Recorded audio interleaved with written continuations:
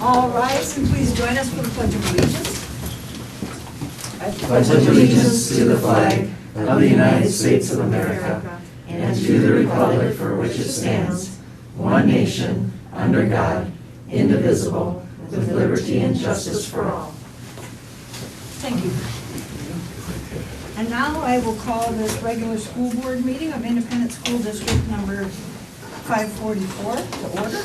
And the first item of business is to establish our quorum. Kirby Anderson. Here. Melanie Cole. Here. Matthew Lemke. Here. Natalie Knudsen. Missy Hermes, present, and Stephen Vegason. Here. We have a quorum. All right, thank you. I'm looking for a motion to approve of our agenda. So moved. And a second? You got it, Kirby? I got a second. Kirby does second. Any discussion on the agenda? All in favor of approving, say aye. Aye. Opposed, say nay. And we are off and running. And the first item of business for us is a talent development report. So Christy Sullivan and Krista Sengard are going to come to the podium and make us smarter. By telling us what it makes it smarter. No fun. All right. Good evening. Thank you for having us here tonight to share about the district's talent development program. We've had the honor of working with Superintendent Drake, Ms. Kendall Rund, and several others in developing this program. We've developed what we think are the beginnings of a really solid talent development, gifted and talented program. And we've looked forward to sharing this with you for quite some time. So you'll see that I've given each of you lots of paper. And what we'll do tonight is kind of walk you through the handbook we've developed, as well as a couple accompanying handouts as well. So we've laid out in the table of contents, you can see the district's philosophy regarding gifted and talented education, as well as programming, guidelines, and processes for student identification, and additionally some resources that we've included for parents.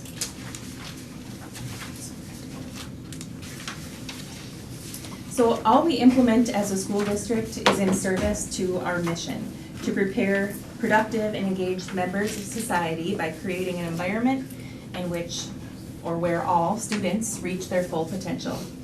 Our program is built on a belief that by nurturing students' passions and building on strengths, we can bring enjoyment and enthusiasm to our classrooms while facilitating deep and authentic learning. One of my favorite poets, Nobel laureate William Butler Yeats, describes this concept perfectly. The Talent Development Program aims to kindle students' passions, to help them discover their unique talents, gifts, and potential.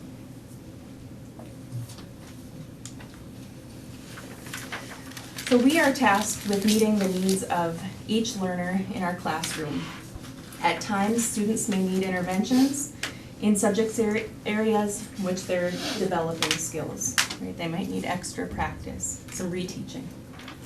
Other times, students might be right on pace for grade level standards. And in some instances, students may be in need of academic challenges that reach beyond the standards of their current grade levels.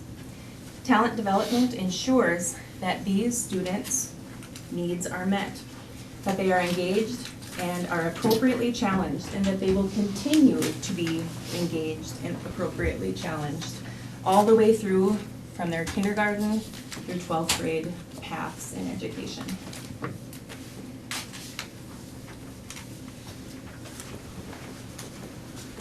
We recognize that talent is complex, that it can be inherited, developed, and cultivated. And we've built this talent development program into our district's multi-tiered system of support, or MTSS, to ensure that all students are supported with appropriate challenges and curriculum. So if you look at the graphic on the page in front of you, Tier 1 is the first and largest portion of the model. All students are provided with Tier 1 instruction, And this includes differentiated supports for all learners within the regular classroom.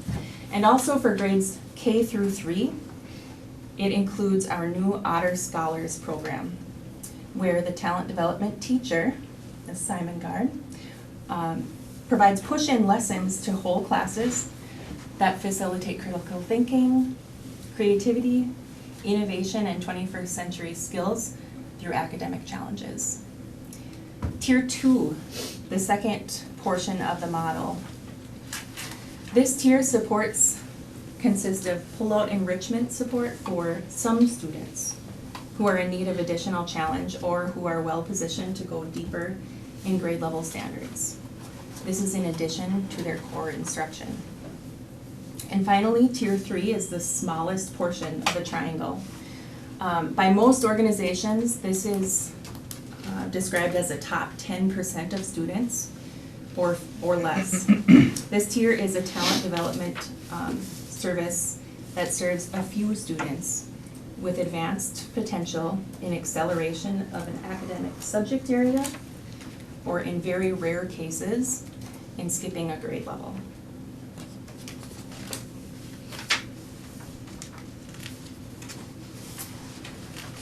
This is our Otter Scholars Pledge, and if you look to the board over here, you'll see a nicely designed poster that our own Hannah Lehman designed, and this was printed in our CTE classrooms with Cindy Appert students. This pledge will begin talent development lessons in Otter Scholars programming. The pledge fosters self-confidence, self-worth, purpose, and perseverance, all attributes that align with our district's values and beliefs. While Otter Scholars Enrichment and Acceleration Service are concentrated in the elementary grades, talent development extends into the middle and high school levels as well, in the form of differentiated instruction, exploratory elective course offerings, advanced and college coursework, and opportunities to participate in several clubs, organizations, and academic competitions. The district will begin rolling out accelerated opportunities for elementary students with advanced potential in mathematics over the next 3 years. Beginning in the fall of 2022, 4th grade students who meet criteria and elect to participate will begin an accelerated path for mathematics, wherein they will engage with half a year of 4th grade standards and half a year of 5th grade math standards. This is called curriculum compacting. This cohort of students will continue this accelerated path through 5th grade, and upon successful completion will be poised to begin pre-algebra in grade 6. Then in the fall of 2023, 4th and 5th grades will offer math acceleration for those students with advanced potential in mathematics. And finally in 2024, 4th, 5th, and 6th grade classes will offer an advanced math acceleration course. For an idea of possible math pathways, you can see in your handouts that I provided, right underneath the Otter Pledge, there's a sheet that looks like this.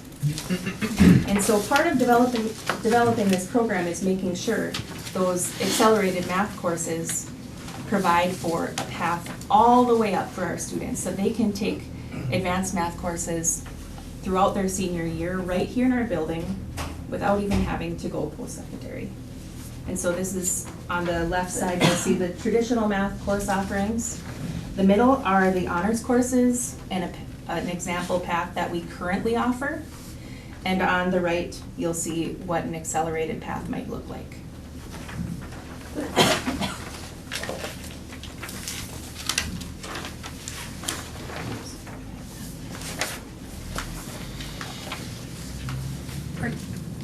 Should we wait to the end to ask So questions? you go ahead. How are you going to onboard students that maybe have gone to homeschool or a parochial school in town? that in the past, students from, let's say, Our Lady of Victory School, even though they were high-achieving math students, were automatically placed when they came for 7th grade into not the accelerated math. They weren't tested. And so we do have procedures outlined later in the handbook, which we will get there, for student referrals that can be placed by key stakeholders. That might be from a student's previous teacher, family, or it could be personnel here within the school as well. Does that answer your question? I think so, because you're not looking at, are you not looking at state test scores, because they wouldn't necessarily have that. Right, and so we do have multiple indicators that we look at in the identification process. There are some opportunities where students transferring to the district would have opportunities to take some of the tests to see where they would place, for example, the COGAT test. Thank you. All right, so the next page just outlines some curricular resources that we have explored and are recommending to use in programming. Some of these resources are specific to Otter Scholars programming. Again, those push-in lessons with full classes in grades K through 3. Some are specific to reading and language arts, and some are also specific to math. It's important to note that all of the resources listed are supplementary resources. None of these are standalone core programs that we intend to use only for core instruction. I've also included another handout in your materials that includes a brief description from each curricular vendor website of what these materials consist of and the philosophy behind them.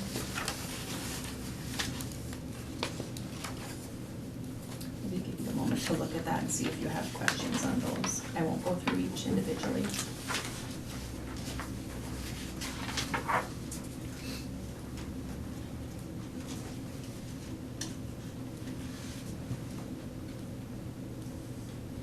The question I have, I guess, with these is that I know, it was the Mankato School District, they have like one curriculum for the whole school, basically.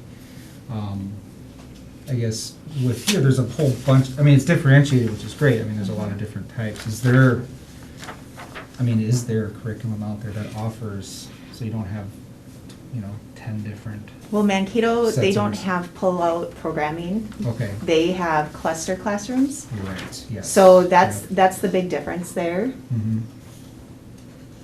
And that's where they group the kids in little clusters that are gifted. Yep, and they might talented have and, 5 to 6 students that are Okay. of high ability, and they would put them all together in the classroom, but they would be Mhm. intermixed with other students see as what you're well. saying. So they've put a lot of professional development into their staff. Okay, okay. The other thing I would note, especially around math, is that our district is under a math curriculum review Mhm. year this year. Sure. So that is something that the committee is looking for in their review process for all interventions, really, so that all students' needs are met through our district adopted curriculum. Of course, no curriculum's perfect, and so we're weighing pros and cons of those. But for curriculum compacting for Yeah. accelerated math, Yeah. students will use the traditional curriculum that Mhm. is the district adopted curriculum, and their grade level standards just at a faster pace, Okay. or using more diagnostics to place them at the skill level that's appropriate.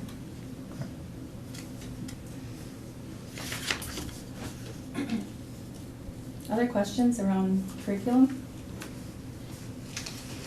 So with the list here, I take it the teachers will probably talk to you a little bit about which ones that you would recommend potentially using for a student or something, because there's quite a variety of, Mhm. just for learning styles and things of that I would, is that kind of how you envision that working? So most or- of these materials are for pull-out instruction for that pull-out enrichment. The Otter Scholars Program, teachers don't need to do the prep and delivery for that. That's Krista comes in as their guest speaker for that class period, and she provides that lesson and instruction. So as far as materials for teachers, some of those can still be used in the classroom, especially in the case where we really need some more challenging materials during a specific time of day for a student that has advanced potential. And so Krista can work with teachers to provide resources and recommendations for differentiating for those students in the classroom as well. And the goal here too with some of these curriculums, like Beast Academy, for example, that's a supplement that isn't used just for teaching purposes, but for a student to use if they were to finish something. You know, they could use it in their classroom as something that's more challenging than what the class is doing. So for example, if we have an accelerated 4th grade program and there are students that are still, they're not high enough to be in the accelerated course, they could still use differentiation in math, and that would be a way that I could be a resource to that teacher by providing additional resources in place of what they're doing in the classroom. Good questions. Others?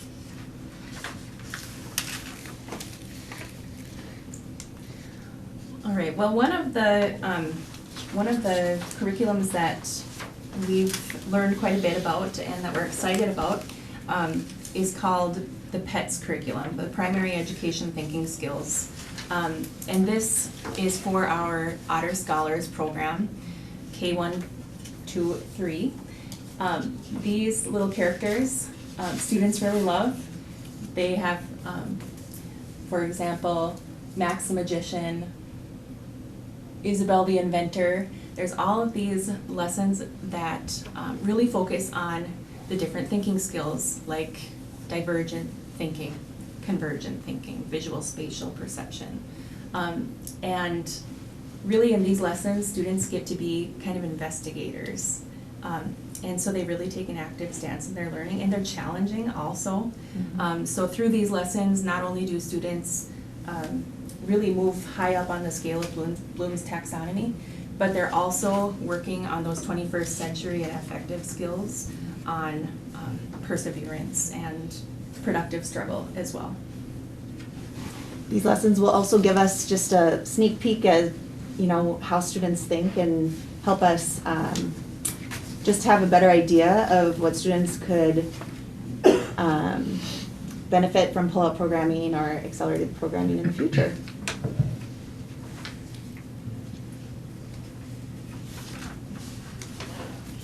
And so as I mentioned, part of our Tier 1 support for all students is differentiating within the classroom, which is nothing new. It's something that our teachers do every day. This sheet in the handbook really just outlines some ways in which students with advanced potential might be differentiated for within the classroom to offer for more academic challenge. Of course, there are several policies from our district that inform our programming, and also Minnesota's and federal statutes and laws. So we've developed, and Missy, you asked a question about this, about these different indicators. So, for example, an MCA cannot be the only indicator to identify students for these services. We've developed local norms for considering students in talent development services. We reference MCAs, MAP testing, COGAT, the HOPE rating scale, and for writing samples, we reference the vertical standards alignment in English language arts. So for those of you who may not be familiar with all of those acronyms, the MCAs are Minnesota Standardized Tests, the Minnesota Comprehensive Assessments. MAP are measures of academic progress. The COGAT test is the Cognitive Abilities Test, and this test really gives us some really great data that we otherwise don't see from our students. This test measures verbal reasoning, nonverbal reasoning, and is it quantitative reasoning? We do give the full battery test to all of our second and fourth graders, so we're very fortunate to have such detailed data from our students. And a student who may not score particularly high in, for example, a standardized MCA reading test might score very high on a COGAT test. And so we have another measure, another net to catch those kids that really are in need of this academic challenge. All right, so our identification processes. So we know that every student receives Tier 1 services. For Tier 2, students need to meet 2 or more of the following qualifiers. The Tier 2 services are listed just for grade 3 because that is where we have our pull-out programming for reading and math. I'll let you read through those qualifiers. And then the Tier 3 services would be for that top 10%. And currently we plan on offering the accelerated math. We did outline reading in the case that we have a student that would maybe qualify for grade acceleration. Any questions about those qualifiers? How much would your identification processes be hampered if we eliminated the COGAT test? Because as we approach this tentatively, the board was like, let's just do it for 1 or 2 years, gather the data, and then have a review whether or not we wanted the expense of the test and then another test for the kids. So we were skeptical, but I'm interested if that would hamper your ability to work with the kids. I would say it would significantly. Just last week, I participated in a data review at Cleveland Elementary. And it was interesting to review, for example, STAR assessments, those reading scores compared to the COGAT. And in most cases, they were pretty consistent. They were, if students were high, they were high. However, there were outliers. And those are the students that without a test like the COGAT, we would not have any indication of, in a standardized way for data review, that these students have gifts that need to be nurtured.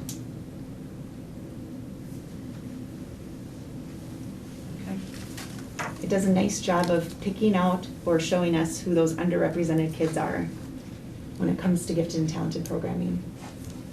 And especially with the visual and spatial aspects that our other standardized tests really do a poor job of measuring.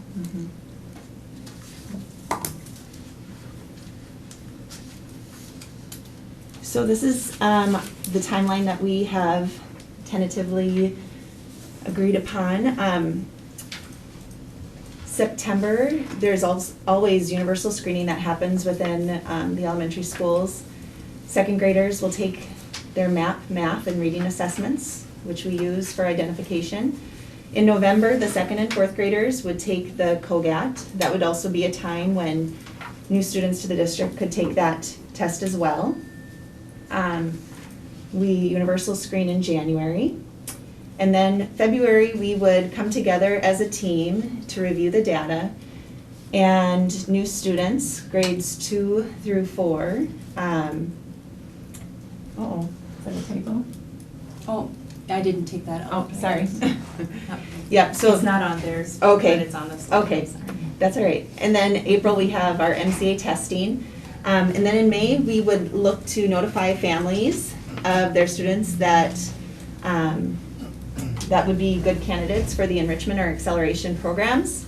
We'd like to have an open house to explain what the programming would look like and let them look around in the classroom, ask questions, that sort of thing. And in May, we do our final round of universal screening.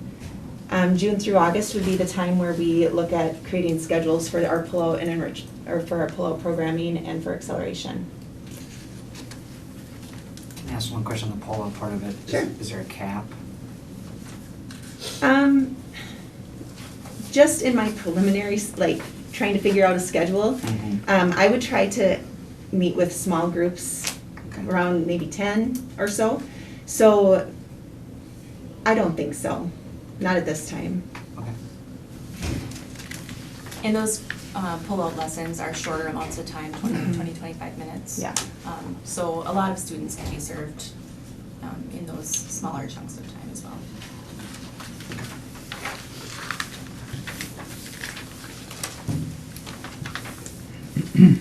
So in addition to referencing local norms to identify students as potential candidates for talent development services, procedures have been established to ensure that all students have an opportunity to be nominated for screening by key stakeholders. And consideration for referrals should in no way compromise the policies laid out in this identification process.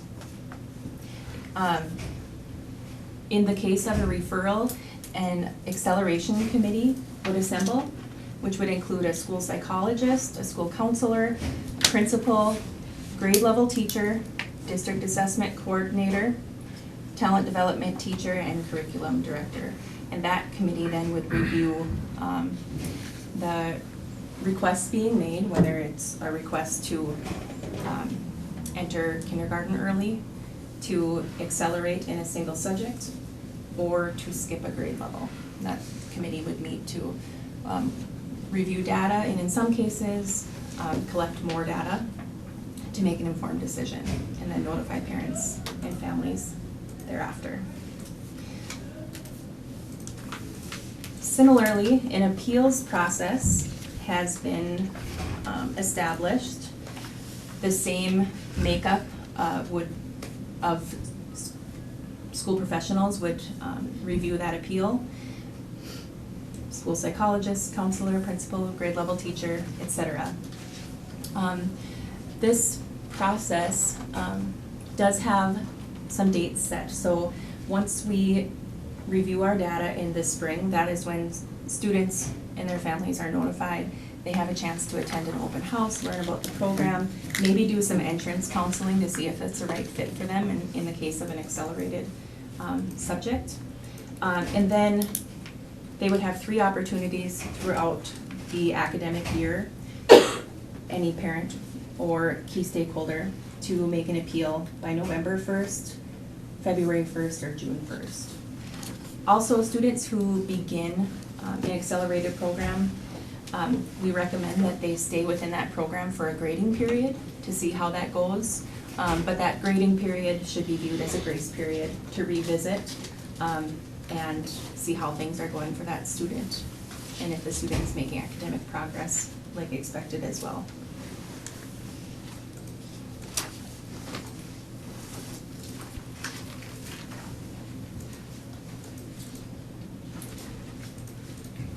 So for this program to really flourish, we need a number of teams that participate. We recommend that the talent development, or that we assemble a talent development advisory committee where parents can be a part of reviewing the programming, giving input, making sure that we're advocating for students who are maybe underrepresented, and also weighing our demographics with students served with that of the general population of the school. District and school building multi-tiered systems of support teams, MTSS. These teams are already in existence. For example, I mentioned the team at Cleveland that reviewed data last week. Reviewing data closely, especially with criteria for intervention and enrichment, is an integral part of our day-to-day, and making sure that we are meeting the needs of all students. So this team would play a very important role in measuring student progress and also kind of following up with those students and keeping an eye on how the programming is going for them. The District Curriculum Review Advisory Committee will hear about this program in February and will review programming, assessments, and curriculum annually. And then, as I mentioned before, the Acceleration Committee and Appeals Committee, those are committees that would convene as needed when those appeals or referrals are made.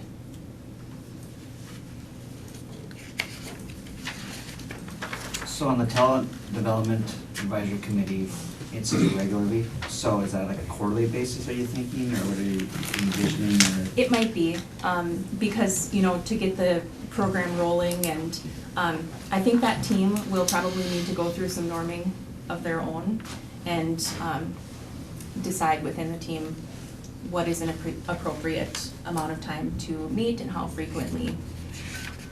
And so if they recommend changes, that would go to the district curriculum review advisory committee then eventually for the following, for that Yes. just thinking process and how Yep, it work out? yep, Okay. and it would also just inform our continuous improvement as we implement the program.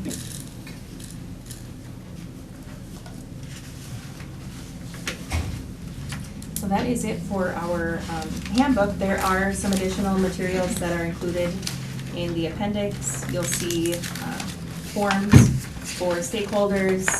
There's a glossary of terms that are commonly used in gifted and talented education programs, as well as some recommended resources for parents.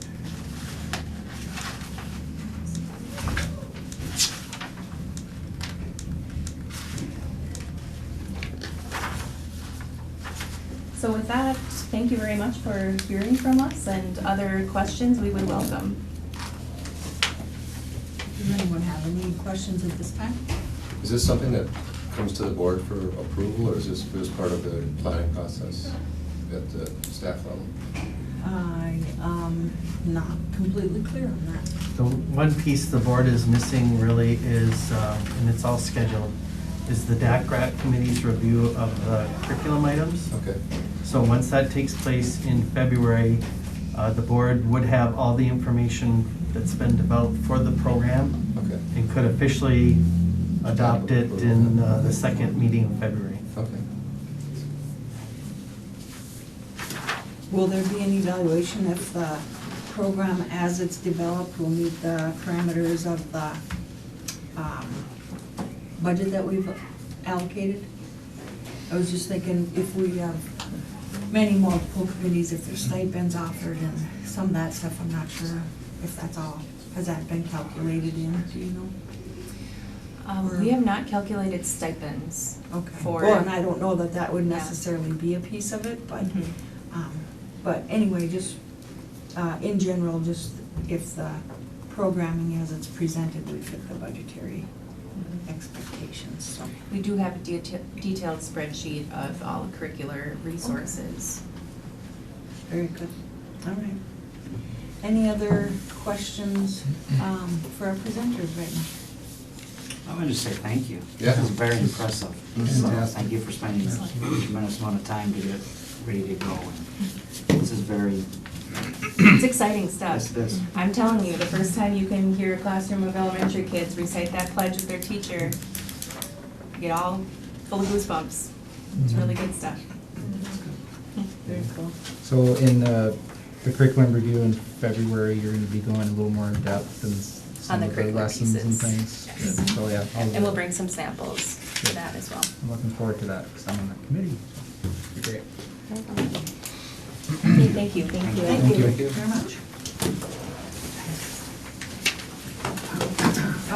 Next report that we'll have is Ms. Kendall Run, our elementary principal in Cleveland. Good evening. Good evening. Well, we're at the halfway point of our school year already, and time has gone quickly and time keeps marching on. But in lieu of that, progress reports will be sent home with students this coming Friday, so parents can look forward to receiving that in their child's book bag. And with that progress report, we will also be including a letter regarding the February parent-teacher conferences. So parents are notified of that opportunity to sign up for a conference time slot online. We will again offer parents that opportunity to either come into the buildings for an in-person conference or a conference via Google Meet. So we just want to accommodate families and what works best for them, and we have found that both are very successful.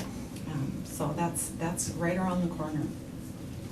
Another exciting opportunity for students is coming up this coming Wednesday. Cleveland will have a spelling bee for 3rd and 4th grade students. And thanks to Krista Simongard for planning and coordinating this event. It's really exciting. There are 17 third grade students who qualified to participate in the spelling bee and 16 fourth grade students who qualified. So we're going to bring third grade over at 8:45 in the morning, and participants are welcome to have some family members attend, but all of the grade level students will get to attend the event, and it might be something, for many of them, it might be their first spelling bee they've ever attended, so it'll be motivating as well. And then next Monday, the fourth grade orchestra has their first concert here at Kennedy on the stage, and that they are excited about that. You can't pass too many of them without saying, hey, are you coming to my concert on Monday? They are fired up.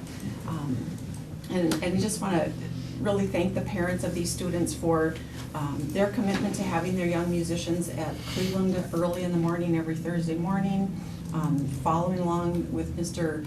Peterson's emails about what they're learning new each week and what they should be practicing. It does take that commitment, so thanks very much to the parents of our fourth grade orchestra students.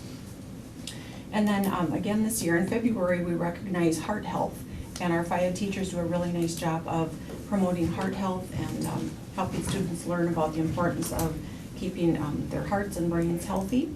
So we're going to participate once again this year in the Kids Heart Challenge, which is to sponsor or to support the American Heart Association. And we have learned that we're all touched by that in one way or another, and our community provides a lot of support for this event. At the end of the Kids Heart Challenge, the FIAD teachers have activities that they plan for FIAD for a couple of different days, and kids get to participate in hoops for heart or jump rope for heart or other various activities, so they look forward to that as well. And then lastly, I just wanted to recognize the hard work of our grounds crew and custodial staff. They've been moving a lot of snow early in the mornings, and they've really done a nice job of staying on top of that to keep our entrances and exits and parking lots as safe as possible with the great amount of snow that we have gotten. Today we recognize they had a little time, so they blew some extra snow away, getting ready for the next round that might be coming our way. So just a real note of appreciation to our grounds crew and custodial staff today. So short report, but I just wanted to highlight some of these big things that are happening. So What was the time and date on the orchestra, fourth grade? Fourth grade orchestra is in the evening. That's Okay. at 7 o'clock in the auditorium. Okay. And there's another group or two that are performing along with it. Okay, what date was the date? Monday, Monday. January 31st. Okay. And then the spelling bee, I know board members, you would be welcome to attend our spelling bee. That's going to be kind of fun. Third grade's at 8:45 on Wednesday, Okay. and then fourth grade will be at 12:45 in the afternoon. And that's at The auditorium here. Here, okay. And we've learned, the auditorium, as you all know, is a busy facility. And we've been very fortunate to find some dates that are open, that we are able to walk over from Cleveland and have adequate seating. We've been able to space out classrooms. We've been able to invite parents and community members in for certain events too. So it's worked out well, and we're really appreciative of that. For the snow blowing, are they blowing snow on the boulevard as well, so the kids that are getting dropped off, they're not walking through the snowbanks?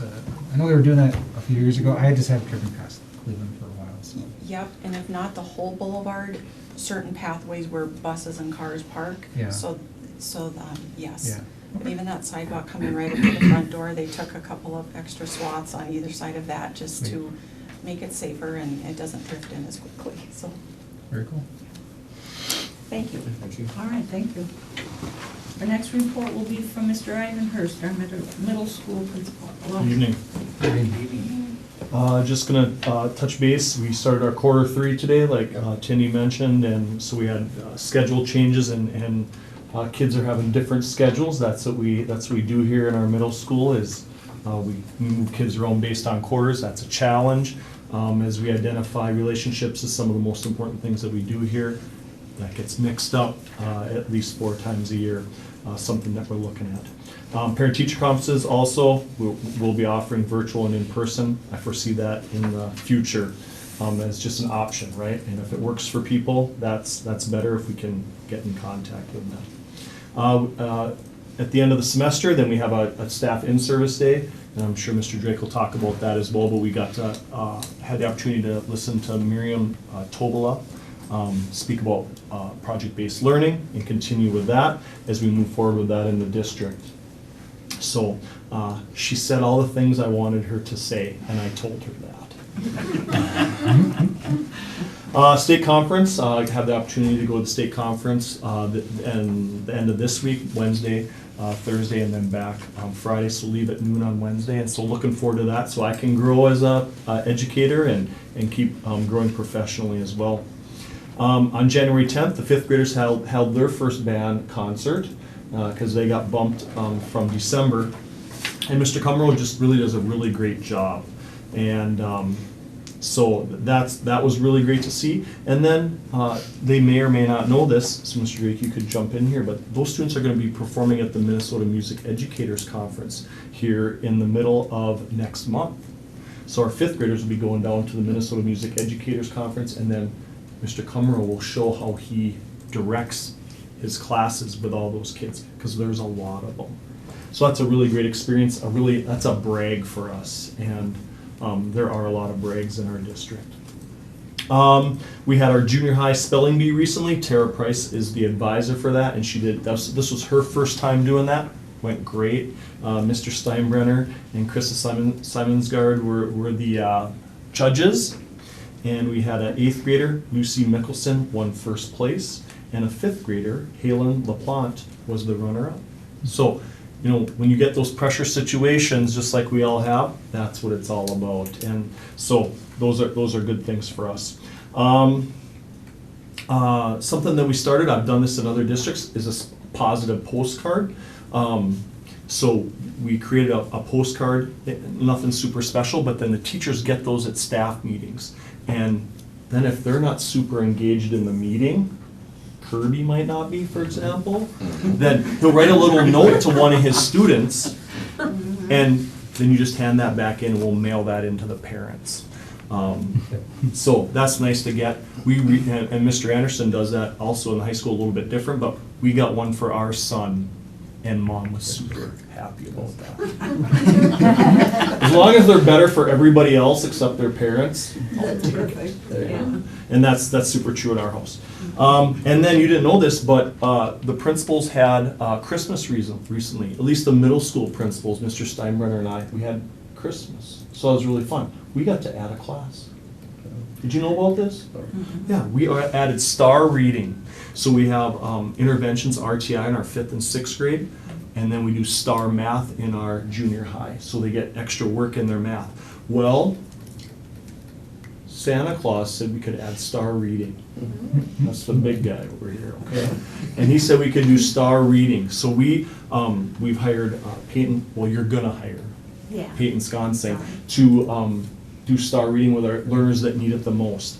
And as I called parents, super thankful of the experience that they could have to grow, and I was like 22, or I forget the numbers, 23 out of 24 yeses. And that's not an easy thing to say that as a 13, 14-year-old, that my son or daughter needs more help with reading, but parents are really excited. And so that feels good. Okay, all right, because that was a nervous point for us to make some of those calls. And we really sold it. This is going to be an enjoyable experience. It's going to be work, but we're going to improve, and we're going to track that. We've talked about how do we measure growth with our students so that we know that it's working, and we can make adjustments to that as well. So Peyton's had some really great experiences, and I think he'll have a great passion for this too, because his wheels are really turning. So this is a class that's developing. We haven't had this before at this level, so there'll be a little bit of growth with this, and but we're keeping an eye on it. Let's see, I hit all my spots. Yeah. Any questions for me? You mentioned in the beginning Yeah. about all the changes, the switching of classes over quarters. Maybe it's too early to talk about. You said you guys are looking into it. Are you starting to see that it's not super beneficial to have so much changes, or do you have to have the changes because there's so many classes? Yeah, that they need that's to a take? that's a big answer. Yeah. The great part is we have a tremendous amount of experiences for these kids to have. Right. Some of the negative is that then we have to switch sometimes our core teachers, so we don't develop those relationships that you would want. Yeah. So we've been investigating, we've been meeting with some teachers, we've been willing to take feedback. I had down to talk about our leadership team that we've started, so we have representatives from grades 5, 6, 7, 8, special ed, the counseling department, Mr. Steinbrenner and I are both on there, and then one of our elective teachers, so we can get feedback about what this looks like. Yeah. And I think there is an interest in examining all of our options. So to answer your question, right, is this the right thing to do, is to switch to get all these experiences? Mhm. Or would we be better off to give kids the relationship with that right adult or adults Right. to know what to expect? Okay. There is no right answer. That's the right answer. Okay. Yeah, good question. Any other questions? All right, thank All you right. for your report. Thank you. And now Mark Anderson, the high school principal, ALC, and Stride Academy. All right. There we go. Thank you for having us tonight. A couple of things. Some good things for us is our enrollment at the high school is up 16 students since the last time I spoke to you, so good things are happening there. ALC is up too. We sent a few kids there and got a couple of kids from out of district to come in. They're up about 15. Our Stride Academy is down a little bit, but that usually happens at semester break, Ryan says, and we usually gain more kids. So where he's working on that, he's sitting in the high school media center right now, making sure our high school kids are doing IQ, are there, making sure they know how to do it. So taking care of that piece. We did start semester 2, like the middle school. A couple of things that we have really listened to our students and staff about. We started the year out, as you know, with no homework for 2 weeks, and we also did a lot of SEL the first week. Our kids have really been asking for that again. They want to really have those conversations with our staff. Our staff want to have them with their kids, build those deep relationships. So Wednesdays, 9 Wednesdays in second semester, we will have a 15-minute block in a period where kids are going to get the opportunity to do some social emotional opportunities with their peers and their teachers. We'll send the SEL activity to the teacher. The teacher can choose to use the one we send or use their own.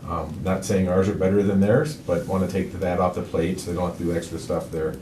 One of the other things Mr. Tilke and I really talked about, and with COVID right now, we have a few kids who've been out, making up that stuff before the semester is over with, and starting a new semester with 7 new classes.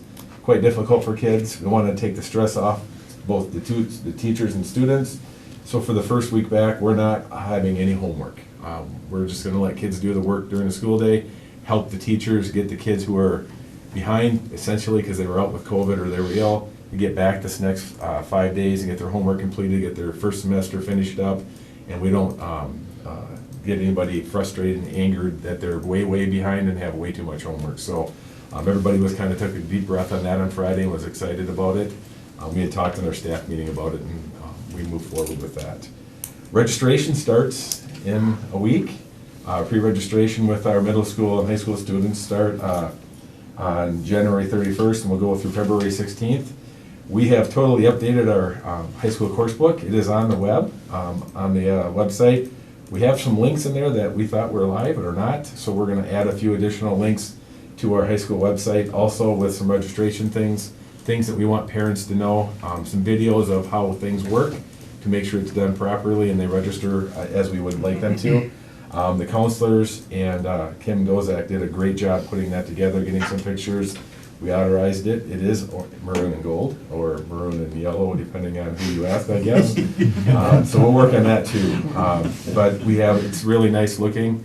It shows who we are and has some of our kids in it, so kids will be interested in that fact. We do have new courses in there. Like I said, we have our PE course. A couple of them, one of them that we're really excited about is our Unified Physical Education course, with our DAPE students and SPED students being in the same classroom. With some other courses that are updated that kids are going to be excited about. So I'm looking forward to that process and that excitement that's coming with our students. Snowball is coming up the second week of February. Right now we're contemplating if we're having a dance or not. We'll have one, might not be at the normal time. So we'll most likely be moving that back just because we don't want to have 400 kids in a gym and then end up with a lot of COVID cases. So we're trying to be very forward-thinking in that process. I know Shane had emailed both Mr. Drake and myself. So 4 high school students did have the opportunity to go to Fargo over the last week and have their art show up there. We have some very talented kids, which leads me into the next opportunity. If you get bored walking through the building ever, head all the way down to the 29 hallway. There's a great big white wall down there. Won't be white very long. Anna Erickson has started her mural this year on there. She will not finish it. She will hand it off to somebody else, and it will become the tradition of kids adding to the beautification of our high school and adding things that mean something to them. So she's begun. We've bought her paint. She's drawn on the walls. A couple of kids are asking why she gets to and not everybody else. But it's exciting. They won't mess with her painting though. The conversation's been had down there from the kids. They're protecting it. Our first semester work-based learning students had the opportunity to present to Jeff and I and local businesses. I tell you what an opportunity for kids to get off campus and experience those things. The things we were hearing from our business partners about what our kids are doing, the ideas they're bringing to our local community as they are to our high school staff too. Our REACH students had the great opportunity to speak to Shane and I about things they'd like to see different at the high school. Very clear what they want. Interesting enough, our college English students had to do a community service project, which some of you were invited to come into. We heard the exact same things from both group of kids. There are some changes they want. They're very interested in having them. Their voices are being heard, and our staff is actually looking at that, and we'll come to you with some of those ideas with our staff and students. One of the things we'd like to let you know is we're going to do our senior showcase. We're collecting some information from our seniors, where each senior who's a senior this year will get a little presentation on a PowerPoint, one slide with interesting facts about themselves, what their plans are for next year, and some other things, other questions we've offered on there. I will connect with the paper to see if they might want to run that. Might be more than one page, since we have 158 kids, and it'll be quite a big presentation for them. Our ALC has a new staff member, a new science teacher started today. I went down there and watched some of the things he was doing. I went into the class that he's bringing to us, implementing new design, engineering, and mechanics. They built bridges out of paper. No rules, just an expectation that you had to be able to put a 200-gram weight on it and it wouldn't tear and it would hold up. And they could fix it and make it as light as they possibly could to hold the most weight. It was interesting to watch them. They were doing some pretty cool things. I'm excited to see what he does over there with the science classes. Last Friday, the ALC also had a whole day. They took the whole day Friday to give the kids the opportunity to finish up some courses, make up some of the credits, and make sure they earn their credits before moving into semester 2. That was really nice to see a big, deep breath from a lot of kids over there also. They do yoga every week during advisory, a couple days a week. That's exciting. 30 kids at each time sign up, so they take the opportunity to go out and relax, learn how to self-medicate, or not medicate, mediate. So they've had that opportunity. The kids really like that. It's been awesome to go over and watch it, so I'm really excited about that. They also participated in our Martin Luther King Jr. presentation we had here at the high school. We had Judge Judd from our local county come in and speak to our students. He was amazing. The kids absolutely loved it. He's working on how we can come in and during lunches and work with some of our students who need some of the most supports. Our ALC also is continually running their advisory board, so they're also getting feedback from their students how to make the LC better. Our IQ Academy is kind of ending semester 1. The high school is looking to work a little bit extra this week to get some of the kids who are on the bubble of passing classes to pass classes. They're also onboarding new students January 24th through the 28th, so we'll be getting more students coming in, and they'll be getting our numbers up in that space too. Our elementary teachers will be conducting their winter one-on-one benchmark assessments, so over the next 2 weeks, they'll be busy doing that while they're doing some of the other things in their classrooms. So it's pretty busy for us all over at the high school, ALC, and IQ Academy. Any questions? Is 200 grams about what I weigh? Sure, yes. Yes. Grams or whatever. Right, yeah. No, it was pretty cool. They asked some pretty good questions, and he said there are really no rules, just experiment. Okay. So, That's great. That's pretty cool. Good. Any questions, sincerely? Okay, all right, Thank you. thank you. Thank you. Thank you. All right, and now, report from Superintendent Jeff Drake. Well, good evening. As long as we're talking about weight, I was pleased to hear Mr. Hurst refer to me as Santa Claus because of gift giving and not because my hair's getting whiter and I put on a few extra pounds over the holidays. So, but it's a pleasure to be here. A lot of exciting work is going on in the district and I'm very proud of the organization. I want to start out with some thank yous. We continue to have employees step up every single day, wearing different hats and rolling their sleeves up to cover from a colleague where we are short-staffed. Tremendous amount of work from our office secretaries, filling those gaps, and from our building administration. So I really appreciate all the work that's going on. I'm glad that Tindy referenced the grounds crew.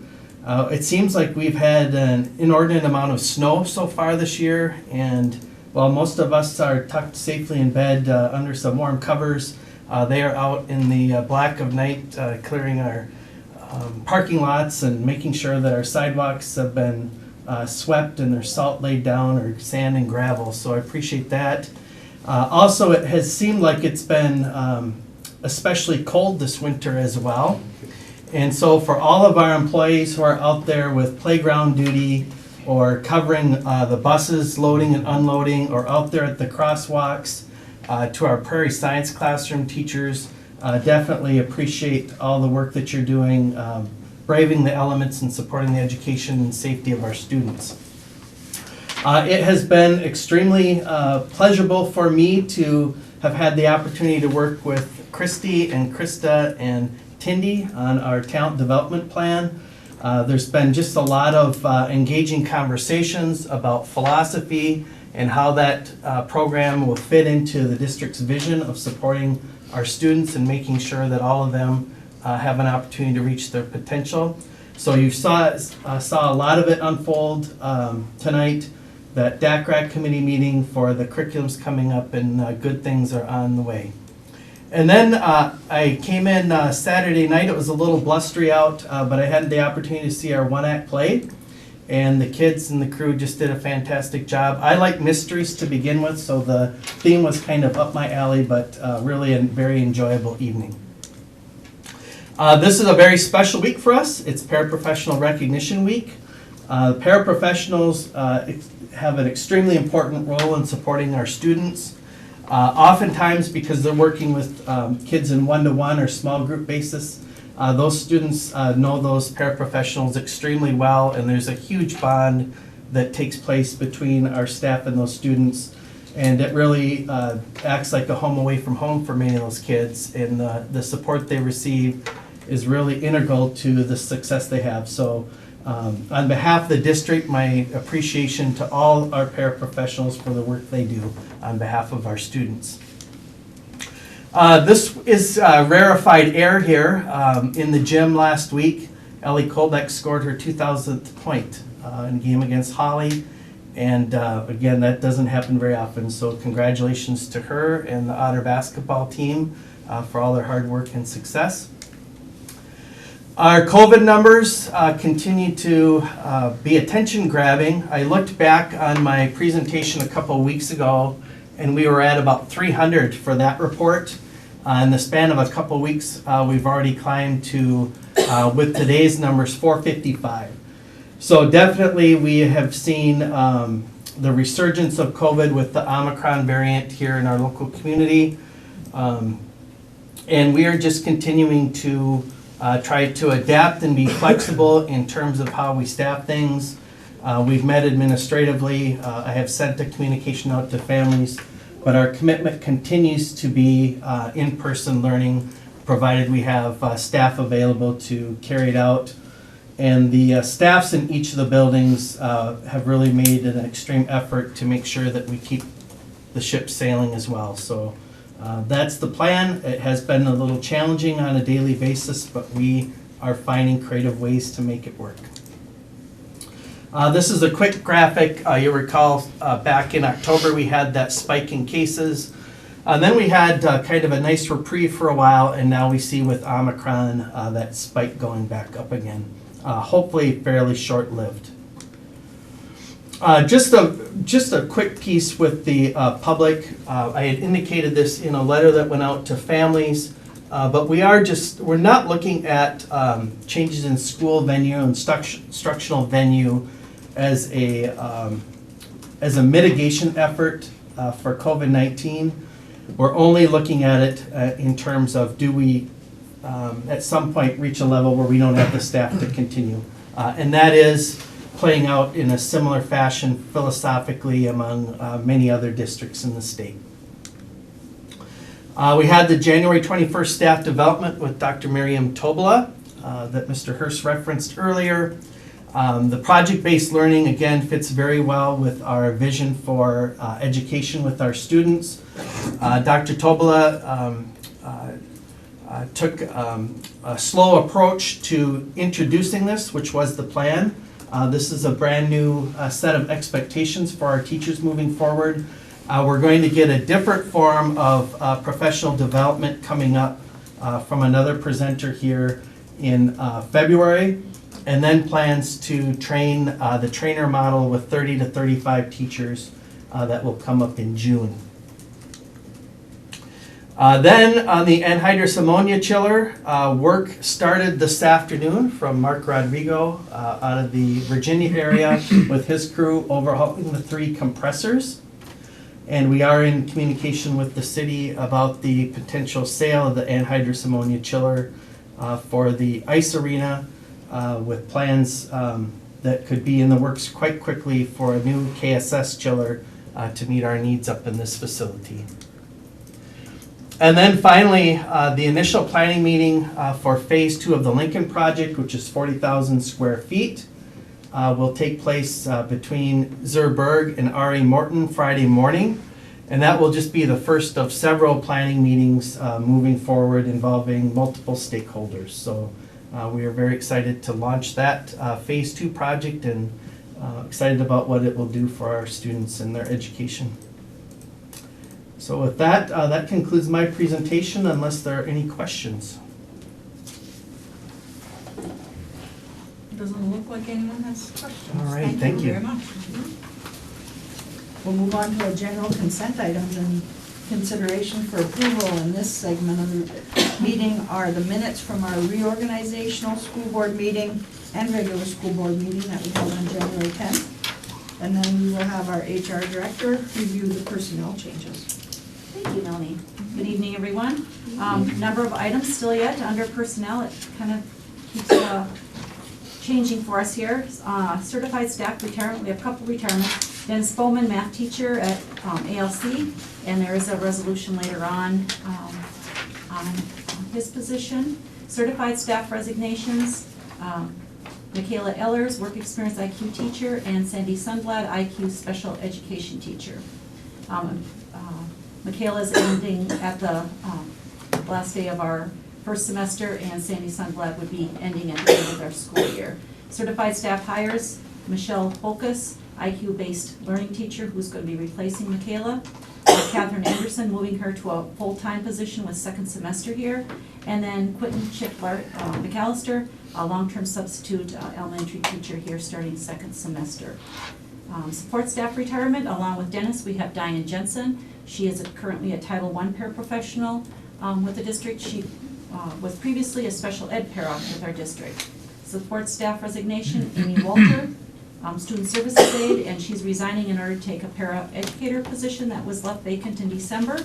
And then Linda Lopez, a custodian here at Kennedy with her last day, work day last Friday. Also down under the new business, you will see Peyton Sconson and a request to add four sections of .667 position starting second semester for a 7th and 8th grade reading interventionist. And so I would recommend all those for approval along with the notice of intent to negotiate with the Fergus Principals Association. Okay. Would someone be willing to make a motion to approve the general consent items? So moved. Is there a second? I'll second that. All right, any discussion on these items? The thing with Peyton's counseling, that, we'll address that separately, right? We will, because it's a position added. Right, you just mentioned now because it's an HR thing. Right. Okay, gotcha. Correct. All right, thank you. That would be under new business. Sure, okay, Because we have to approve the position before we actually approve the person. correct, yeah, that's right. That we mixed it on, so good question, Kurt, thanks. Any other comments or questions? All in favor of approval, say aye. Aye. Opposed, say nay. And that is approved, and we'll move on to our old business. Looking for a motion to approve the fiscal year 2022 seniority list for the school district. This has been reviewed by the staff, and now is back for our approval. Would someone make that motion? So moved. A second? I'll second. Any discussion on it? All in favor of approving, say aye. Aye. Opposed, say nay. All right, that's approved. This is an annual resolution, so the sky's not falling, but I will read this as it allows for administration to do what they do. This is a resolution directing the administration to make recommendations for reductions in programs and positions and reasons therefore. Whereas the financial condition of the school district dictates that the school board must reduce expenditures, and whereas this reduction in expenditure may include discontinuance of positions and discontinuance or curtailment of programs, and whereas a determination must be made as to which teachers' contracts must be terminated and not renewed, and which teachers may be placed on unrequested leave of absence without pay or fringe benefits in effecting the discontinuance of positions, be it resolved by the Fergus Falls Independent School District number 544 as follows, that the school board hereby directs the superintendent of schools and administration to consider the discontinuance of programs or positions to effectuate economies in the school district, reduce expenditures, and make recommendations to the school board for the discontinuance of programs and curtailments of programs. Would someone offer that resolution? I'll offer that resolution and move its approval. All right, and is there a second? Seconded.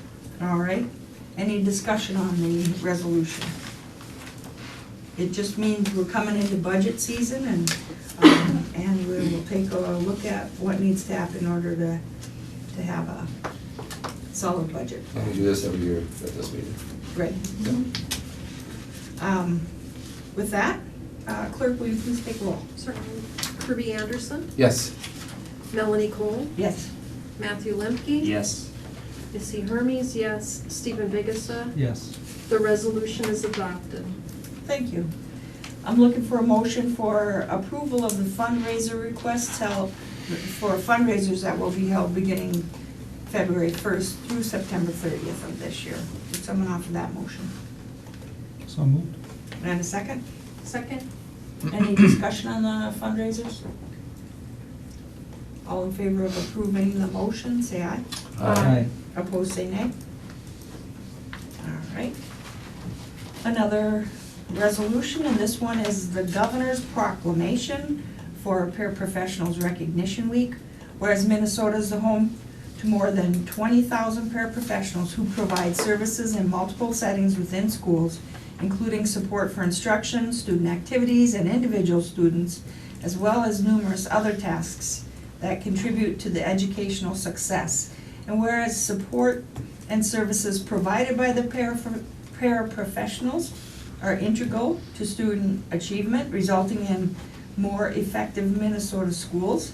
And whereas the state of Minnesota and the Minnesota Department of Education are committed to excellence in education and recognize the important role that paraprofessionals play ensuring educational success.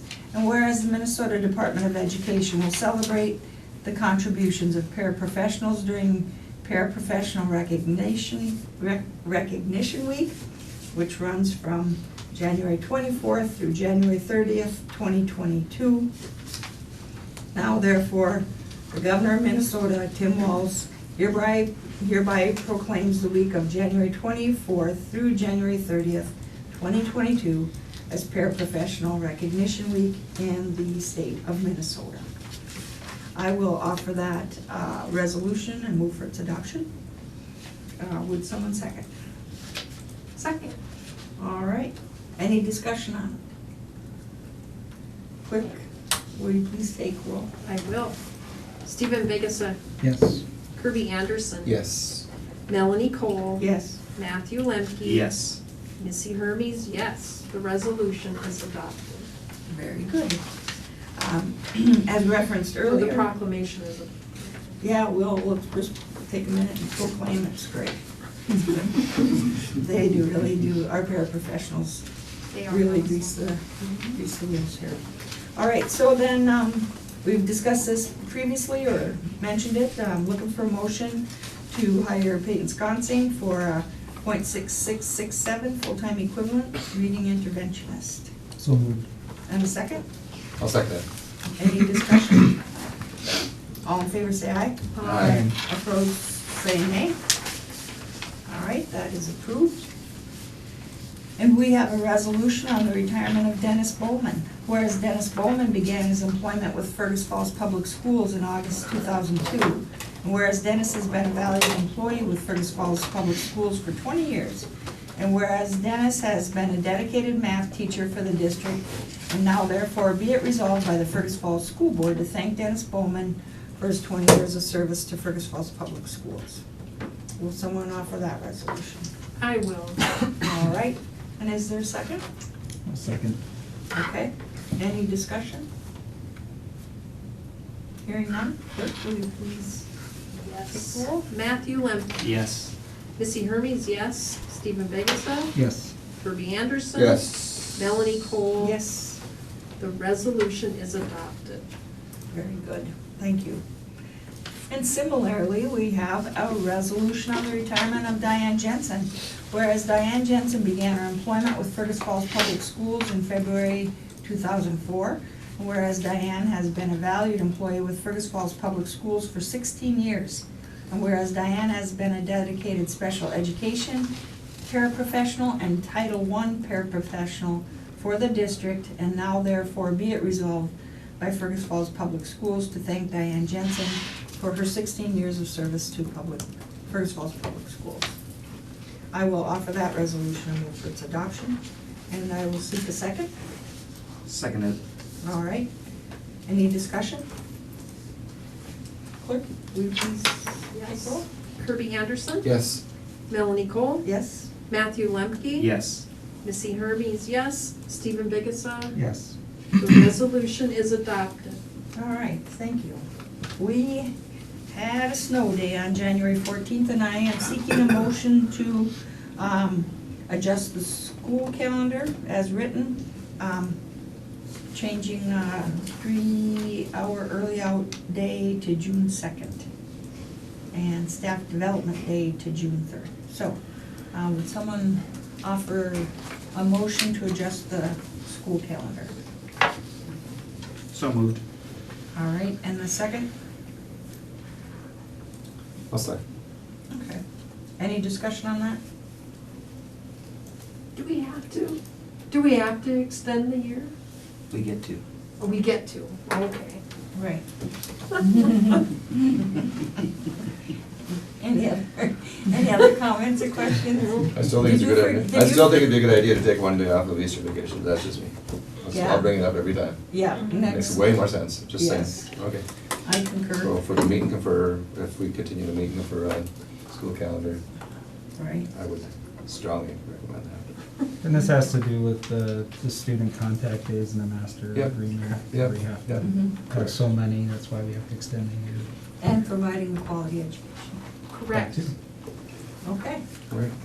okay, yeah. Any other discussion? All in favor of approval? No, say- you have to do roll call, don't you? Or no, I'm sorry. I don't have Bad. the roll call. I'm bad, I'm bad. Okay. I can though if you want me to. I saw the resolution above it.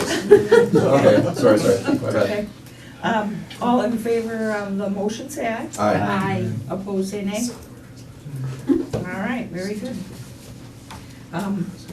We had in our packet an agreement proposal from Zurberg Architects Incorporated in the school district, effective starting today for the Lincoln project. Would someone make that motion? So moved. All right, and second? I'll second. All right, copy for that on Stephen. Any discussion on it? All in favor of approving, say aye. Aye. Aye. Opposed, say nay. All right, very well. And now I will seek to close the meeting so that we can discuss negotiation strategies related to Finance Director and the Principals Association. So I seek your motion to close the meeting. So moved. And a second for that? Yes. Sorry. Second from Kirby. Any discussion on that? So for the people that have been here to observe the meeting or join us, we will close the session, have our discussion, reopen the board meeting, and then adjourn our board meeting, and then have our work session. So, all right, all in favor of approving the motion, say aye. Aye. Opposed, say nay. All right, the meeting is now closed, and it is 7:30, pretty much on the dot. 6:30. That's what I mean.